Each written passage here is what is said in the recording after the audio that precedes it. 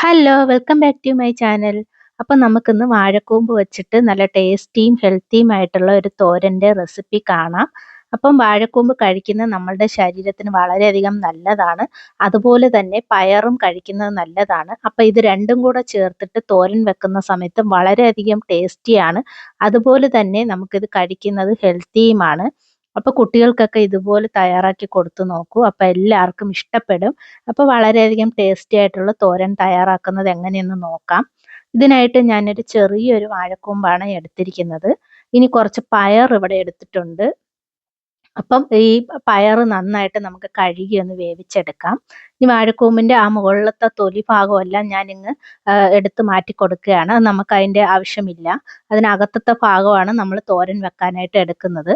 അപ്പോൾ ഇതിനുള്ളിൽ ഈ പൂ പോലത്തത് നമുക്ക് എടുക്കാവുന്നതാണ്. ഇനി പയർ നന്നായിട്ട് ഇവിടെ കഴുകി എടുത്തിട്ടുണ്ട്. പയർ വേവിക്കുന്നതിന് ആവശ്യമായിട്ടുള്ള വെള്ളം ഒഴിച്ചു കൊടുക്കാം. ഇനി അതിനാവശ്യമായിട്ടുള്ള ഉപ്പും കൂടി ഇട്ട് നമുക്കിതൊന്ന് 3 വിസിൽ വരുന്നത് വരെ ഒന്ന് വേവിച്ചെടുക്കാം. കുക്കറിനകത്ത് വേവിക്കുന്നതുകൊണ്ടാണ് ഞാൻ ഇങ്ങനെ വേവിക്കുന്നത്. അല്ലാതെ വേവിക്കുന്നവർക്കാണെങ്കിൽ പയറൊന്ന് കുതിർത്തിട്ടിട്ട് വേവിക്കാവുന്നതാണ്. ഇപ്പോൾ തോരൻ വെക്കുന്നതിനായിട്ട് ഒരു പാത്രം വെച്ച് കൊടുത്തിട്ടുണ്ട്. അതിനകത്ത് എണ്ണ ഒഴിച്ചു കൊടുക്കാം. വെളിച്ചെണ്ണ ആയിരിക്കും നല്ലത്. കടുക് പൊട്ടിച്ച് വറ്റൽമുളക് ഇട്ട് കൊടുത്ത് കൊച്ചുള്ളി, വെളുത്തുള്ളി, പച്ചമുളക് എന്നിവ ചതച്ചത് ഇട്ട് കൊടുത്തിട്ടുണ്ട്. കുറച്ച് കരിവേപ്പിലയും കൂടി ഇട്ട് കൊടുത്ത് എണ്ണയിൽ നല്ലതുപോലെ ഒന്ന് മൂപ്പിച്ചെടുക്കാം. എന്നിട്ട് പച്ചമണം ഒന്ന് മാറി കിട്ടുന്നതിനായിട്ട് നല്ലതുപോലെ ഇതുപോലെ ഒന്ന് മൂപ്പിച്ച് കൊടുക്കാവുന്നതാണേ. അപ്പം നല്ലതുപോലെ ഇത് മൂത്ത് നല്ലൊരു മണമൊക്കെ വന്നിട്ടുണ്ട്. ഈ ഒരു സ്റ്റേജ് ആകുമ്പോഴത്തേനും കഴുകി വൃത്തിയാക്കി അരിഞ്ഞു വെച്ചിരുന്ന വാഴക്കൂമ്പ് നമുക്ക് ഇതിനകത്തോട്ട് തട്ടിക്കൊടുക്കാവുന്നതാണ്. ഇത് നന്നായിട്ടൊന്ന് ഇളക്കി യോജിപ്പിച്ചെടുക്കാം. ഇത് ഈ വാഴക്കൂമ്പ് ഒന്ന് ഇച്ചിരി വേവുള്ളതാണ്. അപ്പം നമുക്കിതൊന്ന് അടച്ചു വെച്ച് ആവിയിൽ തന്നെ ഒന്ന് വേവിച്ചെടുക്കാം. ഈ ഒരു സമയം കൊണ്ട് തന്നെ പയർ നന്നായിട്ട് ഇവിടെ വെന്ത് വന്നിട്ടുണ്ട്. ഇനി തോരനായിട്ട് ഒരു അരപ്പ് തയ്യാറാക്കാം. ഇതിനായിട്ട് ഒരു പിടി തേങ്ങ, ഒരു നുള്ള് ജീരകം, 1/4 ടീസ്പൂൺ മഞ്ഞൾപ്പൊടി, 1 സ്പൂൺ മുളക് പൊടി എന്നിവയാണ് ഇട്ട് കൊടുത്തിരിക്കുന്നത്. കൈ കൊണ്ടാണ് നല്ലതുപോലെ ഇവിടെ തിരുമ്മി എടുത്തിരിക്കുന്നത്.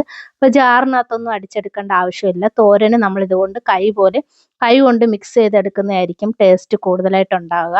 അപ്പോൾ നല്ലതുപോലെ ഇവിടെ മിക്സ് ചെയ്തെടുത്തിട്ടുണ്ട്. ഇനി വാഴക്കൂമ്പെല്ലാം നല്ലതുപോലെ വെന്ത് വന്നിട്ടുണ്ട്. ഇതിനകത്തോട്ട് നമുക്ക് നേരത്തെ വേവിച്ച് വെച്ചിരുന്ന പയർ തട്ടിക്കൊടുക്കാവുന്നതാണ്. അപ്പോൾ എൻ്റെ ഈ വീഡിയോ ഇഷ്ടപ്പെടുകയാണെങ്കിൽ ലൈക്ക് ചെയ്ത് സബ്സ്ക്രൈബ് ചെയ്ത് ചാനലൊന്ന് സപ്പോർട്ട് ചെയ്തേക്കണേ. അപ്പോൾ ഇത് നല്ലതുപോലെ വെന്ത് വന്നിട്ടുണ്ട്. ഇതിനകത്തോട്ട് നേരത്തെ വേവിച്ച് വെച്ചിരുന്ന പയർ ചേർത്ത് കൊടുക്കുകയാണ്. നല്ലതുപോലെ മിക്സ് ചെയ്ത് കൊടുക്കാം. ഇതിനകത്തോട്ട് നേരത്തെ മിക്സ് ചെയ്ത് വെച്ചിരുന്ന അരപ്പും കൂടെ ഒന്ന് തട്ടിക്കൊടുക്കാം.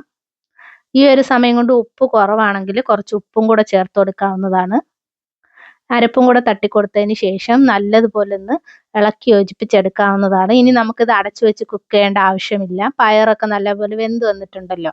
ഇനി നല്ലതുപോലെ കൈവിടാതെ ഒന്ന് ഇളക്കി കൊടുക്കാവുന്നതാണ്. തീ ഒന്ന് കൂട്ടി വെച്ചിട്ട് ഒരു 2 സെക്കൻഡ് സമയത്തേക്കെങ്കിലും ഇത് നല്ലതുപോലെ ഒന്ന് മിക്സ് ചെയ്ത് കൊടുക്കാവുന്നതാണ്. അപ്പം നല്ല ടേസ്റ്റി ആയിട്ടുള്ള തോരൻ ഇവിടെ തയ്യാറായി കിട്ടിയിട്ടുണ്ട്.